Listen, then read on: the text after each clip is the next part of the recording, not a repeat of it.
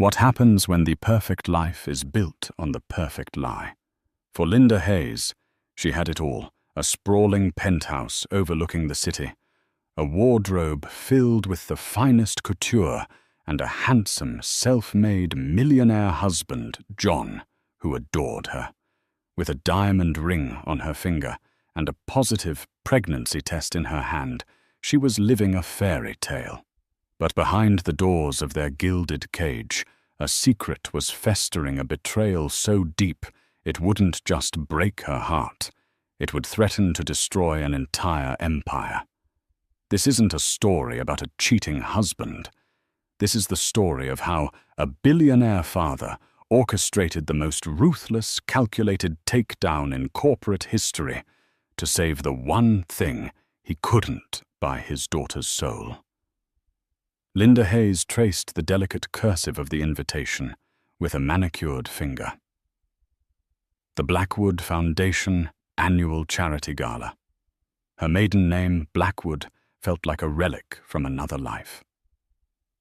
For the past 3 years, she had been Mrs.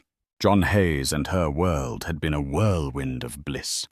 Their life was the stuff of magazine features, a stunning glass-walled penthouse in downtown Austin, Texas, a collection of sports cars gleaming in their private garage, and a social calendar that was the envy of the city's elite.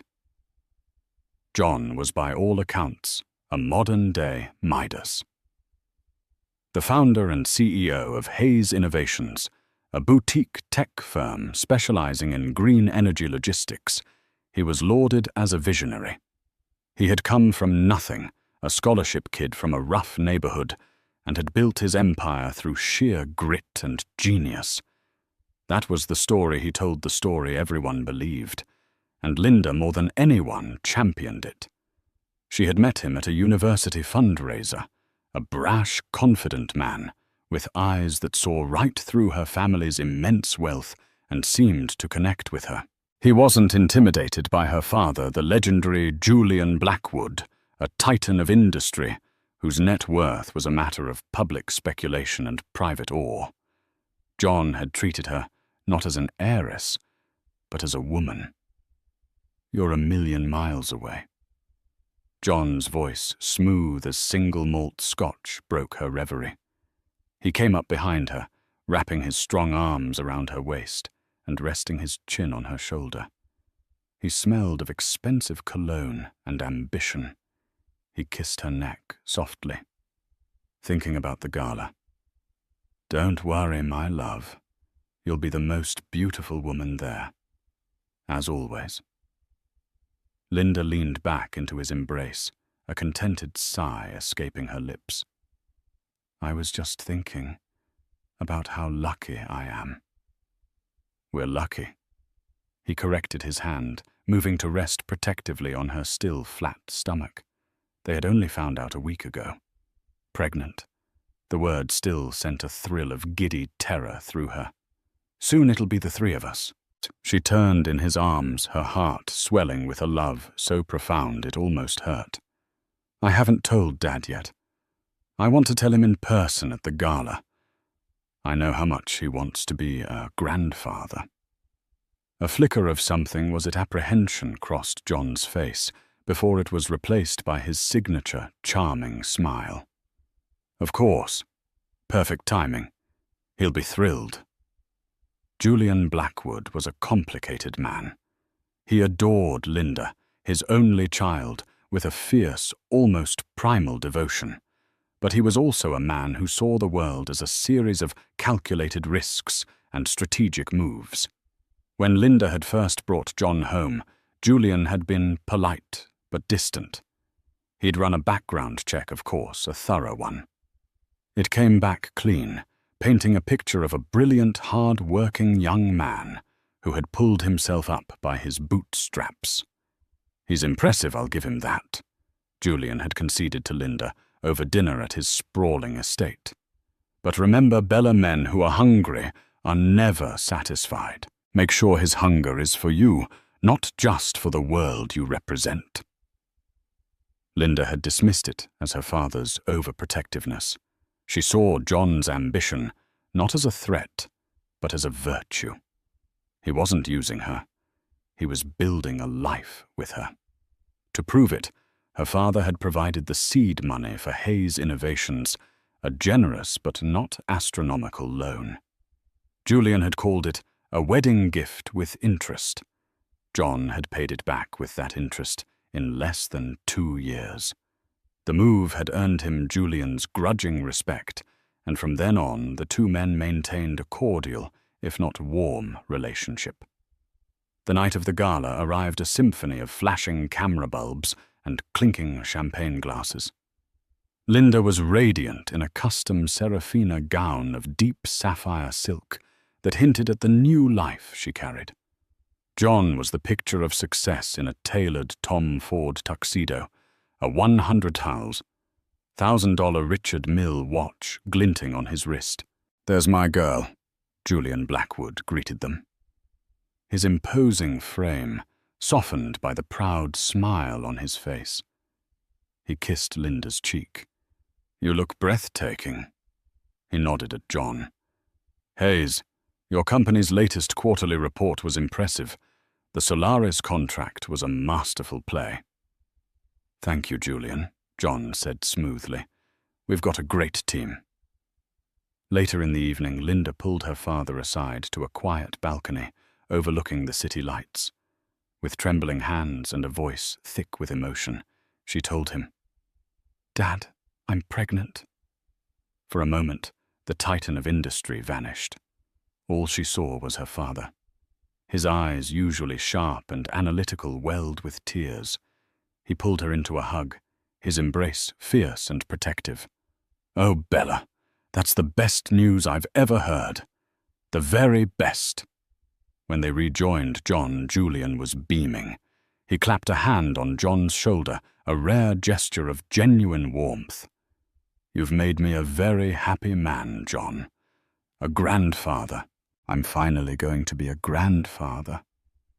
As her father and husband spoke, Linda's eyes drifted across the ballroom. She saw John's chief operating officer, Aria Vance, standing near the bar. Aria was sharp, beautiful in a cold and angular way, and fiercely intelligent. She was John's right hand, the one he credited with much of the company's operational success. They were a dynamic team. But as Linda watched, she saw Aria raise her glass in a subtle, almost imperceptible toast in their direction. Her lips were curved into a smile, but it didn't reach her eyes. Her gaze, fixed on John, was possessive proprietary. A tiny cold shiver traced a path down Linda's spine. She dismissed it instantly.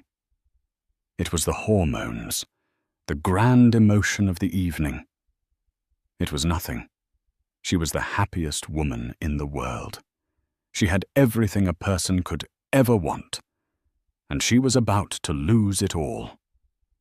The weeks following the gala were a blur of morning sickness and nesting instincts. Linda poured her energy into designing the nursery, a sun-drenched room, painted in soft shades of celadon and cream. John was busier than ever. The Solaris contract had apparently opened up a floodgate of new opportunities. He was working late most nights, often flying out for last-minute meetings in Zurich or Singapore. "I'm sorry, my love," he'd murmur into the phone, his voice tired but exhilarated. "This is a crucial phase. It's all for us, for the baby. I'm building a legacy for our family." Linda wanted to believe him. She did believe him. But the little shiver of unease she'd felt at the gala had become a persistent, low-level hum of anxiety. He was distant even when he was home. His phone, which used to lie casually on the nightstand, was now perpetually face down or in his pocket. When she once picked it up to pass to him, he snatched it from her hand with a sharp, "I've got it," his reaction far more aggressive than the situation warranted. The first real crack appeared on a Tuesday. John was supposedly in a video conference in his home office. Linda was craving pickles and peanut butter, a cliché she found morbidly amusing. As she passed his office, the door slightly ajar. She heard his voice. It wasn't the commanding tone of a CEO. It was low, intimate, and laced with a warmth she hadn't heard directed at her in months. "No, of course, she doesn't suspect a thing," he was saying. "She's too busy picking out cribs. It's almost pathetic." A soft chuckle followed. "Patience, my love. Just a little longer. The final transfer from Blackwood's Overseas Asset Fund is the key. Once that's integrated, we're untouchable. Phase 2 is complete." Linda froze her hand, gripping the doorframe. Blackwood's Overseas Asset Fund. What was he talking about? Her father had investments everywhere, but John wasn't involved in managing them. "I know I miss you too." John's voice softened further. "This whole doting husband act is exhausting. But thinking about you, about our future, makes it all worth it. I'll see you tomorrow. The usual place." The click of the call ending was like a gunshot in the silent hallway. Linda's heart hammered against her ribs.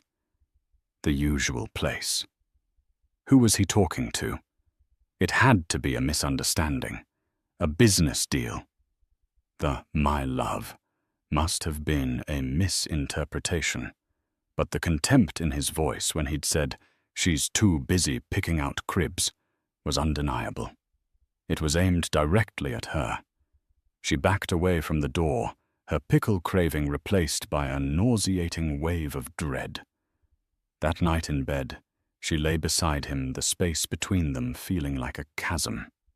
She watched the steady rise and fall of his chest and felt like she was lying next to a complete stranger. A few days later, a receipt from the high-end jeweler Cartier fell out of his briefcase as he was rushing out the door. "Can you grab that for me, honey?" he called over his shoulder. She picked it up. A love bracelet. White gold paved with diamonds. Her heart gave a hopeful leap. Was it a surprise for her? An apology for his distance, but the date on the receipt was from 2 weeks ago. He hadn't given her anything. She tucked the receipt into her purse, a cold knot forming in her stomach. Later that day, driven by a suspicion she hated to acknowledge, she did something she had never done before. She logged into their shared credit card account online. She scrolled through the statements, her eyes scanning for anything unusual. And there it was. A charge from the St. Regis Hotel, Monarch Suite, for over $2,000. It wasn't a business trip expense. Those went on the corporate card. This was personal. And it occurred every 2 weeks like clockwork. The latest charge was from the day after John's intimate phone call. The usual place. The pieces were clicking into place, forming a picture so ugly she couldn't bear to look at it. But she had to know. The final piece of the puzzle arrived via a courier. It was a sleek silver gift box addressed to John at their home address. It was from his office, so she thought nothing of it, placing it on his desk. That evening he came home late, looking tired. He saw the box and his expression tightened. "What's this? A delivery from your office?" she said, her voice carefully neutral. He opened it. Inside, nestled on a bed of black velvet, was a set of custom-made cufflinks. They were platinum, shaped like a bull and a bear, the symbols of the stock market. Engraved on the back of each was a tiny initial, an A. "They're beautiful," Linda said, her voice barely a whisper. "A gift from the board." John didn't look at her. Something like that. A token for the Solaris deal. He closed the box abruptly, but not before Linda saw the small gift card tucked inside. It was handwritten in a sharp and elegant script she recognized instantly from company memos. "To my king. For the empire we're building. All my love. A. Aria Vance." The hum of anxiety became a deafening roar. The floor seemed to tilt beneath her feet. It wasn't just an affair. The phone call, the mention of her father's assets, the cufflinks, symbolizing a financial empire. This was something more. Something calculated and predatory. Her husband, the man she loved, the father of her unborn child, was not just betraying her. He was playing a game, and she and her family were the pawns. The knowledge was a poison seeping into every corner of her idyllic life. The beautiful penthouse felt like a prison. The designer clothes felt like a costume. The loving smiles John gave her felt like grotesque masks. For 3 days, Linda lived in a silent personal hell. She barely ate, slept, offered no escape, and the baby inside her felt less like a joy and more like a tether to a man she no longer knew. She had to be sure. Not just emotionally sure, but factually, irrefutably sure. She needed proof that was cold, hard, and undeniable. She thought about hiring a private investigator, but the idea of involving a stranger in this intimate betrayal felt cheap and degrading. She had to do it herself. She remembered the Cartier receipt, the bracelet. On a desperate hunch, she searched social media. She scrolled through Aria Vance's carefully curated Instagram feed, photos of business conferences, charity runs, and elegant dinners. And then she found it. A photo posted a week and a half ago. Aria at a rooftop bar with some colleagues, her left arm raised a champagne flute in her hand. And there, gleaming on her slender wrist, was a white gold Cartier love bracelet paved with diamonds. The caption read, "Celebrating a huge win. Some victories are sweeter than others. Feeling loved." The air rushed out of Linda's lungs. It was a brazen public declaration, a trophy. Aria wasn't just the other woman. She was a partner in crime, flaunting her prize. That was it. The final piece of denial crumbled away, replaced by a cold, hard rage. Her grief was still there, a massive, gaping wound in her chest, but the rage was a fire that cauterized it, giving her focus. She decided to confront him, not with screams or tears. That's what he would expect from the emotional, pregnant wife. She would confront him with facts. She waited until Thursday, the day she knew he had his bi-weekly meeting at the St. Regis. She booked a separate room on the same floor as the Monarch Suite, using her maiden name, Blackwood. She sat in the sterile, impersonal hotel room, the hours ticking by like a slow-motion countdown to an execution. At 7 p.m., she walked down the plushly carpeted hallway and stood before the suite. Her hand trembled as she raised it to knock. She didn't knock. Instead, using the master keycard she'd acquired from a hotel manager who owed her father a significant favor, she let herself in. The scene that greeted her was one of obscene domesticity. 2 champagne flutes on the coffee table, a woman's blazer, Aria's draped over a chair, and from the bedroom she could hear their laughter. She walked to the bedroom doorway and stood there, a silent spectre at their feast. They were lying in bed, tangled in the sheets, watching television. John was shirtless, his arm draped around Aria, who was wearing one of his dress shirts. They looked comfortable, settled, like this was their reality, and Linda's home was the temporary stage. They didn't notice her at first, and then Aria's eyes flickered towards the door. Her laughter died in her throat. Her face went pale. She nudged John. John turned a lazy smile on his face that vanished the instant he saw her. He sat bolt upright, the sheets pooling around his waist. "Bella, what are you doing here?" Linda's voice was eerily calm, devoid of the hysteria he was clearly bracing for. "I believe the question is, what are you doing here, John?" He started to scramble for an excuse, his brain, usually so quick, seizing up. "This isn't. It's a business meeting." Aria was feeling unwell. I was just... Stop.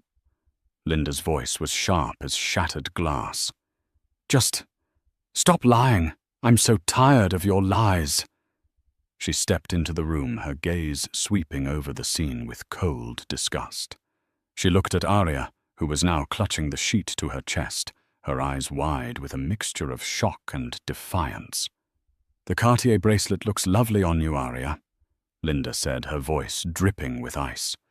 "A token for the Solaris deal, was it? Or was it for helping my husband systematically plan to defraud my father?"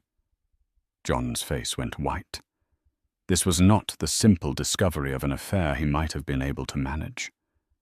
"Bella, you don't understand." "Oh, I understand perfectly," she retorted, taking another step forward. "I understand the late nights, the business trips, the hushed phone calls. I understand the plan to leverage Blackwood's overseas asset fund." "What is phase 2? "John, is that when you finally drain enough of my family's money that you don't need the pregnant wife anymore."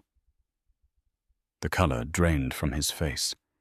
He was utterly exposed.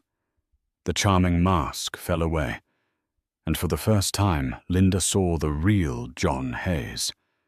There was no remorse in his eyes, no shame, only cold, hard fury at being caught. "So you figured it out," he sneered, his voice turning ugly. "The poor little rich girl finally put 2 and 2 together. What are you going to do? Run crying to Daddy?" Aria, seeing her chance, found her voice. "Frankly, Linda, you should be thanking me. I'm the one who made this company what it is. I'm the brains behind the strategy. John brought the access and I brought the talent. You just brought the bank account." The cruelty of their words was a physical blow, but the rage inside Linda burned brighter. "The bank account you seem so desperate to get your hands on," Linda said, her eyes locking onto John's. "You came into my life with nothing. I loved you. I believed in you. I defended you to my own father. I am carrying your child. A child that secures the dynasty." John shot back, his voice venomous. "An heir. It's a role you were born to play, Linda. Don't act so surprised that this was always a transaction." A transaction? That single word shattered the last vestiges of love she had for him. It wasn't just a betrayal. It was a negation of their entire life together. Their love, their marriage, their future family. It had all been a lie, a business deal where she was the only one who didn't know the terms. She didn't scream. She didn't cry. She simply turned her back on them. As she walked out of the room, her spine straight and her head held high, she said, "You are right about one thing, John. I am going to run to my daddy, and you have absolutely no idea what you've just unleashed." She closed the door to the monarch suite behind her, leaving the ruins of her marriage in her wake. The unveiling was complete. Now the reckoning would begin. The drive from Austin to her father's estate in the hill country was a blur of rain-streaked highways and tear-filled eyes. Linda drove on autopilot, the conversation from the hotel room playing on a torturous loop in her mind. A transaction. It was always a transaction. The words were acid, eating away at the foundations of her reality. She arrived at the sprawling limestone gates of the Blackwood estate well after midnight. The security chief, a man who had known her since she was a little girl, let her through without a word, his concerned expression saying everything. She parked the car and walked into the grand, silent house. A single light was on in her father's study. Julian Blackwood was sitting in his large leather chair, a glass of amber liquid untouched on the table beside him. He looked up as she entered, and the book he was reading fell to the floor. His face, usually a mask of control, crumpled with worry at the sight of her. She was pale, her eyes red and swollen, her sapphire gala dress now looking like a sad, wrinkled costume from a life that had ended hours ago. She didn't have to say a word. He stood up and wrapped his arms around her, and the dam of her composure finally broke. She sobbed into his chest, great shuddering gasps of grief and rage, mourning the man she thought she had married and the life she thought she had built. Julian just held her, stroking her hair, murmuring soothing words until the storm of her tears began to subside. "Tell me everything," he said, his voice a low, dangerous rumble. And so she did. She told him everything. The phone call, the receipt, the hotel statements, the cufflinks, the brutal confrontation in the hotel room. She repeated John and Arya's words, their contempt, their admission of a larger plan involving his assets. As she spoke, she watched a transformation occur in her father. The concerned parent receded, and the ruthless architect of a global empire emerged. His eyes turned to steel. The lines on his face hardened. He listened without interruption, his hands steepled before him, his focus absolute. When she was finished, the room was silent for a long moment. "I see," he said finally, his voice unnervingly calm. "He has underestimated us. He has mistaken my love for you as a weakness he could exploit. He is about to learn that my love for you is in fact the most dangerous weapon in my arsenal." He stood and walked over to a large antique globe that stood in the corner of his study. He gave it a slow spin. "John Hayes," Julian began, his voice taking on a clinical, detached tone, like a surgeon discussing an impending operation. "A brilliant operator, charismatic, ambitious. I saw all that. I also saw the chip on his shoulder, the deep-seated insecurity of a man desperate to prove he belongs. I thought your love would be enough to temper that. I was wrong." He turned to face her. "Bella, there is something you need to know. When John came to me for the seed money for Hayes Innovations, I didn't just give him a loan." Linda looked at him confused. "What do you mean?" "I never give a simple loan. I create a system of checks and balances. The initial capital wasn't a direct wire from my primary bank. It was funneled through 3 separate offshore holding companies controlled by Blackwood Capital. The patents for his proprietary green energy software, they were developed by a tech incubator I own in Palo Alto. I licensed them to him exclusively through a 4th shell corporation, the Solaris contract that made him a star. The chairman of Solaris is an old friend from my days at Wharton. I made a call. I opened the door for him." Linda stared at her father, her mind struggling to process the implications. "But he paid back the loan, with interest." A grim smile touched Julian's lips. "Yes, he did. He paid my money back to me. With my money. He thinks he built an empire, Bella. But he didn't. He built a beautiful, intricate cage, and he never once thought to check who was holding the key. Every dollar he's ever made, every contract he's ever signed, every asset he possesses is inextricably tied to me. I designed it that way. It was a test, a long, elaborate test of his character. And tonight, he has given me the final results. He has failed spectacularly." Linda felt a dizzying sense of vertigo. The self-made millionaire, the visionary who had built his company from scratch, it was all an illusion, a carefully constructed narrative, authored and directed by her father. "So when he talks about Phase 2 and integrating my overseas assets," she began, "he is referring to a final investment tranche I was preparing to make. Julian finished for her. A show of faith, the last step that would have given him significant untethered capital. It would have been the first part of his company that was truly his own. The transfer was scheduled for Monday morning. He walked over to his desk and picked up the phone, dialing his chief legal counsel. "David, it's Julian. I need you on a secure line in 5 minutes. We are initiating the protocol Scorched Earth. Yes, that one. Alert the board of Blackwood Capital. I want a full asset recall on the Hayes Innovations portfolio. Activate every penalty clause in every contract we hold. I want him dismantled. No, not by the end of the week. By sunrise." He hung up the phone and looked at his daughter, his eyes softening once more. "He took your heart," Julian said, his voice low and firm. "So I am going to take everything else. He will wake up tomorrow morning a millionaire on paper. By the time he has his morning coffee, he will be so far in debt, he won't even own the watch on his wrist. This isn't just business, Bella. This is a reckoning." Linda watched her father, the master of his universe, set his plan into motion.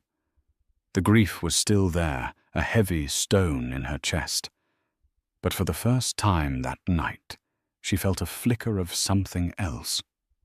Not hope, not yet, but a sense of righteous biblical justice. The retreat was over. The storm was about to break. While Linda slept exhausted in her childhood bedroom, Julian Blackwood's corporate empire moved with the silent, lethal efficiency of a predator. The sun had not yet risen over the Texas hills, but on trading floors in Tokyo and London, the first tremors were already being felt. Julian was not just a billionaire. He was an architect of systems, a man who understood that true power wasn't in owning things, but in controlling the invisible structures that held them up. The first move was the simplest, the final investment tranche. The $50 million in untethered capital John was expecting on Monday was cancelled. An email, cold and formal, was sent from a Blackwood Capital subsidiary, citing a fundamental breach of investor confidence. Simultaneously, in a data center in Delaware, lawyers for one of Julian's holding companies filed a motion to revoke the exclusive license for the green energy logistics software, the very heart of Hayes Innovations. The contract which John had signed without a second thought years ago contained a morality clause, Clause 27B.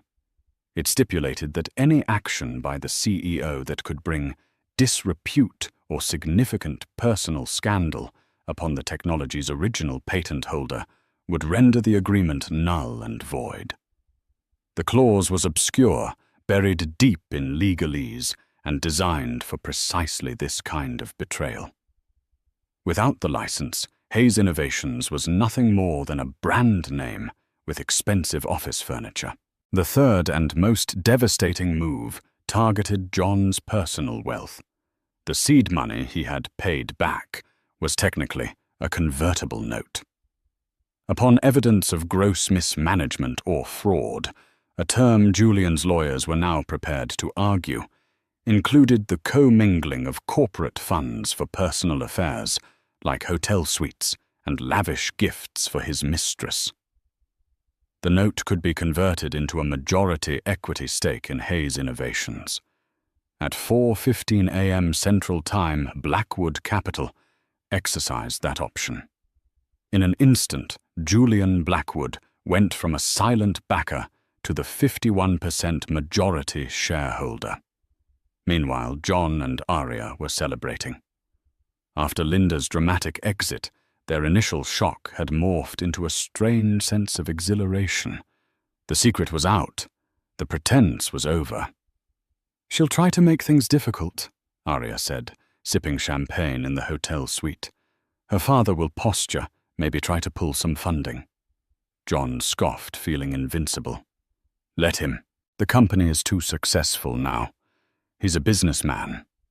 He won't kill a golden goose just to spite me. And besides, I control the board. I control the tech. What can he really do? This just accelerates our timeline. We push for a divorce. I give her a generous settlement, and in a year this is all just a bad memory. We'll be on a yacht in Monaco, and she'll be at home with the baby and her father's checkbook. He felt a surge of triumph. He had done it. He had outplayed the great Julian Blackwood, won the game, and gotten the girl he really wanted. He was the master of his own destiny. His phone buzzed at 6:00 a.m. It was his CFO, Richard. John answered, still flushed with victory. "Richard, it's early." "John, we have a problem." Richard's voice was panicked. "A big one. The Series C funding from the Blackwood sub-fund. It's been pulled. I just got the wire rejection notice." John sat up. "What? That's impossible." The deal was locked. "And that's not all." Richard continued, his voice trembling. "I just got a notification from our legal department. We've received a cease and desist. It's regarding our core software patent. They're revoking our license, effective immediately." The blood drained from John's face. "Revoking? They can't do that." "They can, John. There was a morality clause, and... Oh God, John, the initial seed investment. It was a convertible note. They've just exercised their option. Blackwood Capital now owns 51% of Hayes Innovations." John dropped the phone. The room started to spin. The golden goose wasn't just being killed. It was being dissected with surgical precision. He had never owned it at all. Arya looked at him, her confident smirk faltering. "John, what is it? What's wrong?" He couldn't speak. He just stared at her, the horrifying reality crashing down on him. Every triumph, every success, every dollar he had ever made was a gift from the man he had just betrayed. And the gift was being taken back. The final blow came not from a lawyer, but from the valet at the St. Regis. When John, shell-shocked and desperate, tried to leave, he was stopped at the front drive. His custom black Ferrari, a symbol of his self-made status, was being hitched to a tow truck. "Sorry, Mr. Hayes," the valet said, avoiding eye contact. "The car is registered to a corporate leasing company. They just sent a repossession order. Said you missed a payment." John stared at the car, his car being towed away, like common scrap. It wasn't just an asset being seized. It was his identity being dismantled piece by piece, in public. He finally understood. Julian Blackwood wasn't posturing. He wasn't negotiating. He was erasing him. The speed of the collapse was breathtaking. What took John Hayes years to build, Julian Blackwood dismantled in less than 3 hours.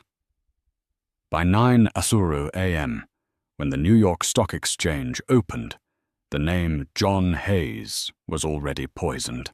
An emergency board meeting for Hayes Innovations was called for 10:00 a.m. John, still technically the CEO, raced to the gleaming downtown office tower, his mind a maelstrom of denial and rage. He was locked out. His keycard flashed red. Access denied. When he tried to argue with the security guard in the lobby, 2 stern-faced men in dark suits appeared and informed him that as per the new majority shareholders' directive, he was not permitted on the premises. He stood on the sidewalk humiliated as the employees he had hired, mentored and ruled over, walked past him, their eyes averted, whispering amongst themselves. He called Arya. "They've locked me out," he yelled into the phone. "They can't do this. John, it's over." Arya's voice was cold, pragmatic. The we and us from the night before had vanished.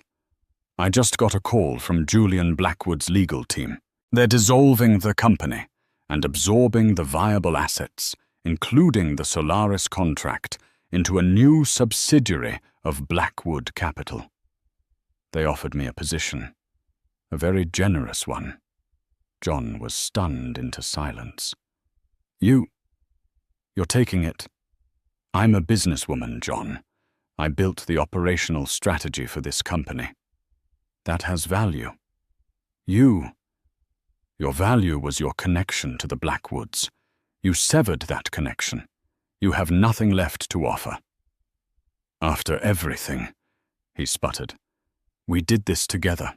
No, she corrected him, her voice utterly devoid of emotion. You used Linda. I used you. The difference is my benefactor is still solvent. I'm sorry, John. This is just business. She hung up. The betrayal from Arya was, in its own way, as profound as the one he had inflicted on Linda. He had believed they were partners, a power couple ready to take on the world. He now realized he was just a stepping stone for her, too. His phone buzzed again. It was his private banker from J.P. Morgan Chase. Mr. Hayes, I'm calling to inform you that your personal and investment accounts have been frozen. The banker said, his tone formal and regretful. A lien has been placed on all your assets by Blackwood Capital to cover outstanding debts and penalties related to the dissolution of your partnership agreement. I'm afraid your balance is now significantly negative. The world tilted. The Richard Mille watch on his wrist suddenly felt like a lead weight. He had bought it on credit leveraged against his now non-existent stock portfolio. The Tom Ford suit felt like a costume for a part he was no longer playing. The penthouse, the cars, the accounts, it was all gone. Not just gone, but replaced by a mountain of debt so high he would never climb out from under it. He wandered the streets of Austin in a daze. The city he had once considered his kingdom now felt alien and hostile. Every skyscraper seemed to mock him, a testament to a world of wealth and power he had only been renting. He was a ghost haunting the edges of a life that was no longer his. By noon, the story had been strategically leaked to the financial press. Tech wunderkind John Hayes ousted from own company in hostile takeover by father-in-law Julian Blackwood. The articles painted a picture of a reckless, fraudulent CEO whose personal indiscretions had led to his downfall. His carefully crafted image as a self-made visionary was shattered, replaced by the reality he was a kept man who had bitten the hand that fed him. Desperate and broken, he ended up outside the gates of the Blackwood estate. He buzzed the intercom again and again. "I need to speak to Linda," he yelled. "Please, I need to talk to my wife." The calm, dispassionate voice of the security chief came over the speaker. "Mrs. Hayes does not wish to see you, sir. You are trespassing on private property. Please leave, or we will be forced to notify the authorities." The gate remained shut, a solid, impenetrable barrier. He was locked out of her life as surely as he had been locked out of his office. He had mistaken her quiet strength for weakness, her love for naivety. He had seen her father's wealth as a resource to be plundered, not a fortress to be respected. And now that fortress had cast him out into the cold, leaving him with nothing but the bitter taste of his own arrogance. The collapse was total. He was not just ruined, he had been unmade. A week later, Linda agreed to see him, not at the estate, and certainly not at their former home. The meeting was set for a neutral location, the empty boardroom of a downtown law firm owned by her father. The setting was deliberate, sterile, impersonal, and transactional. Linda walked in, not as the heartbroken wife, but as the daughter of Julian Blackwood. She wore a simple but elegant maternity dress, her hand often resting on her stomach. She was flanked by her father and his chief legal counsel, David. She looked at John, and for the first time, felt nothing. No love, no hate, just a vast, empty space where her heart used to be. John looked like a man hollowed out. He was wearing an off-the-rack suit that hung loosely on his frame. He had lost weight, and his eyes were shadowed with exhaustion and desperation. He sat alone on the other side of the vast mahogany table. "Bella," he began, his voice hoarse, "I am so sorry. I made a terrible mistake. I was arrogant. I was stupid." Julian Blackwood held up a hand, silencing him. "Mr. Hayes, you are not on here to apologize. Apologies are for mistakes. What you engaged in was a calculated multi-year campaign of deception and attempted fraud. We are here to discuss the terms of your departure from my daughter's life." David the lawyer slid a thick stack of papers across the table. "This is a divorce settlement and a non-disclosure agreement. You will sign it. In it, you will relinquish all claims to any marital assets, which, as you know, are now non-existent. You will also relinquish all parental rights to the unborn child." John stared at the papers, then at Linda, his eyes pleading. "Parental rights, Bella, no. It's my child, our child. You can't do that." It was Linda who spoke, her voice clear and steady, imbued with a strength she didn't know she possessed. "You called our child a transaction, John. An heir to secure a dynasty you were trying to steal. This child will not be a pawn in your games. This child will be a Blackwood. It will know love, honesty, and integrity. It will know nothing of you." "I'll fight it," he threatened, a flicker of his old arrogance returning. "Fight it with what?" Julian asked coolly. "You have no money. You have no job. You have no credibility.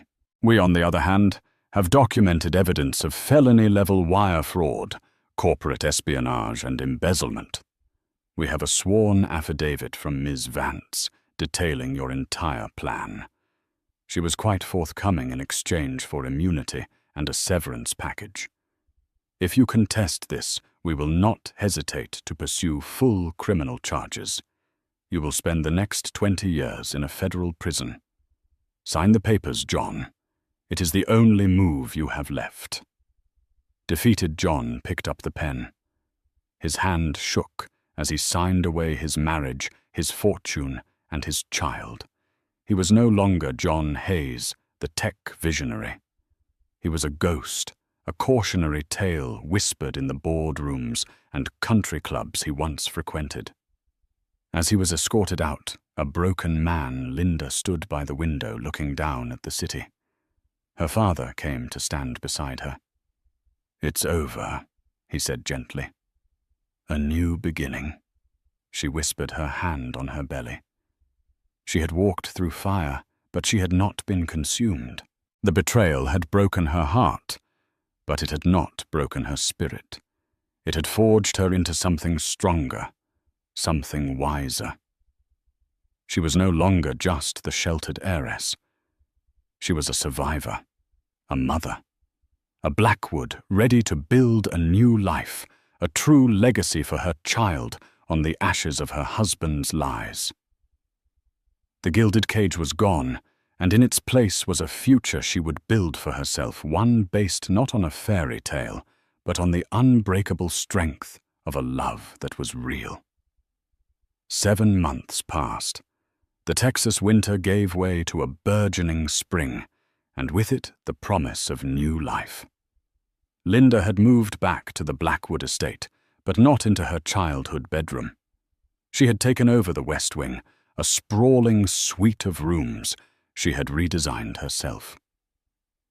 The cold, minimalist aesthetic she and John had favored was gone, replaced by warm woods, soft fabrics, and shelves filled with books on art history and philanthropy. The penthouse, stripped of their personal belongings, had been sold in a private off-market deal, its existence scrubbed from her life like a bad dream. Linda, now in the final weeks of her pregnancy, was not idle. She had taken an active executive role in the Blackwood Foundation, the charitable arm of her father's empire. The woman who once spent her days at luncheons and gallery openings now spent them poring over grant proposals for pediatric hospitals and educational startups. The betrayal had awakened a part of her she never knew existed. Her father's sharp intellect and an insatiable desire to build something meaningful, something real. One afternoon, her driver was taking her back from a meeting in the city. A sudden downpour had snarled traffic, forcing them to take a detour through a less glamorous part of town. As they waited at a red light, Linda's gaze drifted to the entrance of a mid-range hotel, its porte cochere offering scant protection from the driving rain. A valet, in a cheap, ill-fitting red jacket, was jogging towards an arriving car. He slipped on the wet pavement, catching himself before he fell, a look of weary frustration on his face. As he straightened up, the light from a street lamp illuminated his features. It was John. The change was shocking. The razor-sharp ambition in his eyes had been replaced by a dull, hollowed-out resignation. His designer suits were gone. His expensive watch was gone. His confidence was gone. He was just a man in a cheap uniform, working for tips in the rain. As he took the keys from the driver, his eyes flickered towards the street, and for a brief, horrifying moment, they met Linda's through the tinted window of her Rolls-Royce. Recognition dawned, followed by a wave of profound, soul-crushing shame. He looked away instantly, his shoulders slumping, a ghost haunted by the life he had thrown away. Linda felt a single cold pang, not of pity but of closure. He was no longer a monster in her memory. He was just a small, sad man. As for Aria Vance, her fate was a different kind of prison. Julian, in a move of cold pragmatism, had kept his word. She was given a senior position at the new Blackwood Capital subsidiary that absorbed Hayes Innovations' assets. She had her high salary, her corner office, her title. But she had no power. She was watched, her every decision scrutinized. She was a brilliant mind in a gilded cage, forever marked as disloyal, a tool to be used, but never trusted. Her ambition had won her a seat at the table, but she would never be allowed to forget that she was dining on scraps forever, in the shadow of the man she helped John try to destroy. Later that evening, Linda was in her father's study, a cup of chamomile tea in her hands, as they discussed a new wing for the Austin Children's Hospital the foundation was funding. "The architects sent the final schematics," Julian said, passing a tablet to her. "Your notes on natural light integration were brilliant. They've incorporated all of it." "It's for the children," Linda said softly. "They deserve to have a place that feels hopeful." Julian looked at his daughter, his heart swelling with a pride that was deeper than any business deal he had ever closed. He saw the woman she had become, resilient, intelligent, and compassionate. The ordeal had stripped away her naivety, but had revealed a core of pure steel. "You've found your calling, Bella," he said, his voice thick with emotion. "You are more than just my heir. You are my partner. This foundation, this legacy, it's yours now to shape and grow. I'm building a world I want my son to be proud of." She replied, her hand resting on the curve of her stomach. "A world where strength is measured by kindness and success is measured by what you give, not what you take." 2 weeks later, the call came in the middle of the night. The birth was long and difficult, a final crucible of pain before the dawn. But as the first rays of morning light streamed into the hospital room, a new life entered the world with a strong, healthy cry. The nurse placed the baby boy in Linda's arms. He was perfect.